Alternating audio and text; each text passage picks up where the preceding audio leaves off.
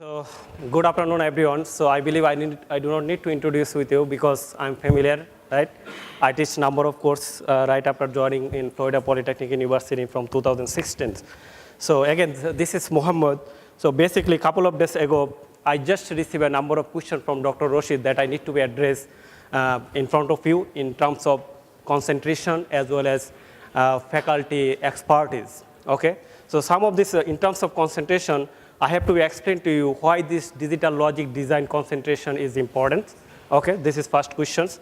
And what are the students should be learned and what would be able to do right after completing on this, after graduating with these concentrations. Okay, then what types of job they would be expected and the future perspective, right? In terms of faculty expertise, I mean my expertise that what is my expertise and what kind of research I normally do. Okay, and why it is important from the current research and or the state of arts research. So those are the things I'm going to address it, but within a short time, like within a 5-6 minutes.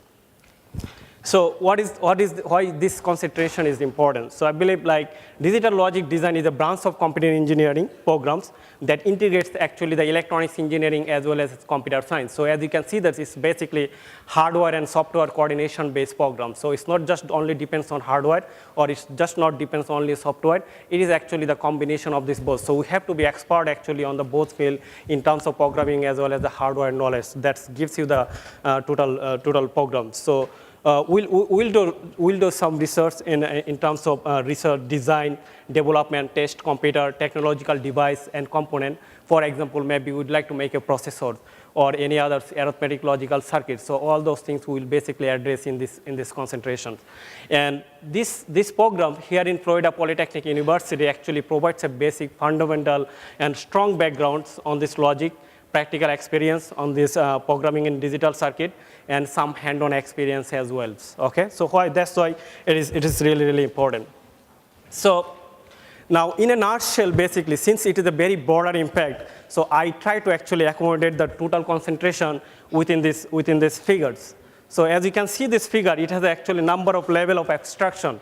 So in digital logic design concentration, we basically focus from this bottom to all the way to the top. So we started from the device level work, and then we actually finish all the way to the system level. So although as you can see this, there are different types of level is there, but each level has a different group of people are working. Okay, it's not like a one people job. It's maybe thousands of people job actually on a different level. So we started from the device, either for the P-type MOSFET or N-type MOSFET electronics device. Then with this device, we try to make a basically circuit level. We do the circuit level implementation. Once we do the circuit level implementation, we make a programs on it, okay? And with this program, we then convert it into a gate level. Like those students are taking digital logic design class, they should be familiar with this. There are different types of fundamental logic gates is there. So we made those logics. So once we have this logic, and with the help of this logic, then we try to make a processor circuit. Like in the processor, we have arithmetic logical circuit, binary adder circuit, subtractor circuit, all those things we make as a type of module. So once we have this module, then we convert it into a system level, and it is coming out as a product in the market. So that's how basically the whole system is work, as you can see this.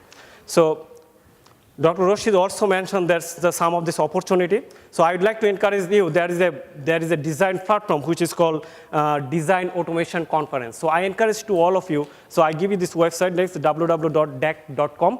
So if you go to this website, it's actually the conference that is basically it's a platform between the academic and industry. So this make a collaboration is completely dedicated work from this chip level to the system level. So it's a great opportunity. If you can visit, probably you might get a job immediately, very immediately. But before you visit, make sure that you have the CV with you so that you can deliver to the different company, and that will create a huge opportunity for you in these fields. And some of this emerging company that I listed here for you, one of this emerging company, which is Intel, Global Foundries, and Advanced Micro Device, and Qualcomm. These are the all hardware companies. They make these chips, okay, different types of processor and other things. And similarly, you have some software company also that is related to the knowledge with the BLSI or digital logic design concentration. And for example, like a Cadence, Silvaco, Synopsys, Taurus, Medusio, those are actually software company. They made a software so that actually before you implement your hardware, so that you can make with the software and make sure that your chip is working. If it is not working, it's a huge investment, right? We cannot just waste our money. So that's why it is very, very important to know the software knowledge as well, right?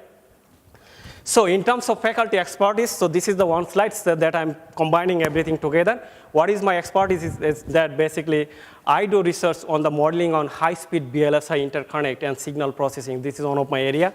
And I also focus on energy-efficient electronics device, particularly transistor, which is so-called tunneling field effect transistor. So this is the new emerging device in the electronics device in the IC industry. I also work on improved models and methods for better CAD tools. As I said, computer-aided design tools. What are those modelers working? So I try to improve those models. And high performance issue in BLSI circuit with the trend of CMOS technology. So these are the area that I'm basically doing research and I'm focusing. Course that taught I in Florida Polytechnic right after joining in 2016. So these are the course that I teach and which is basically the concentration course for your digital logic design concentration. So one of these courses is digital logic design, BLSI design, power aware design, and digital signal processing, okay? And currently I'm also doing some research in Florida Polytechnic University, and which is one of the area is modeling, process and parametric variation of transistor, which is called front end of the lines, and middle of the line, and back end of the line, which is basically the interconnect. So I'm focusing on this based on different types of emerging materials, like for example, graphene, carbon nanotube, or molybdenum disulfide. Those are the emerging materials. I also focus on my area like a feature extraction, on classification, detection, space for the biomedical signal. Those are the area.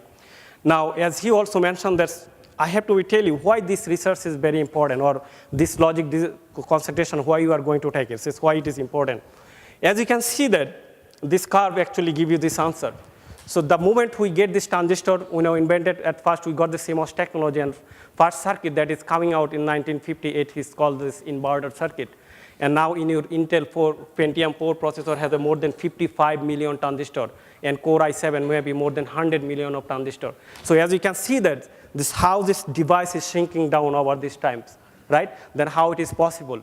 So actually, so with the help of this transistor technology scaling down over this technology, that's how we can make this processor now in a small way. At the early stage, your computer was like this room. So if this technology was not developed like this way, you should not carry your computer with you right now, right? So that is possible just because of this technology development. So digital logic design concentration is actually basically focused on this particular area that gives you in-depth knowledge on this BLSI concentration, that how can we improve your technology over this time. So people also thinking that maybe after few years, we cannot depend on the semiconductor, the technology that are currently using, like for example, MOSFET or any, in terms of materials also, because currently it depends on silicon technology. So do we should stop this technology? We should continue this research, right? So therefore, people are trying to invent a new transistor, which is called tunneling transistor, so that we can basically follow this trend. People also try to make an electronics device that can be flexible. So maybe in future, we'll get this electronics device that is possible to bend it instead of like, now it is hard. People are thinking to bend it. So those kind of electronic device we are thinking. So digital logic design concentration give you this in-depth knowledge on that specific fields. Is that clear to all of you? Good. And I'm also focusing on hardware and software coordination-based detection, and like a medical-based signal, so that's the other time we're going to chat in the other rooms about it. So I think that's all. So if you have any question, please ask me. So thank you so much for your attention.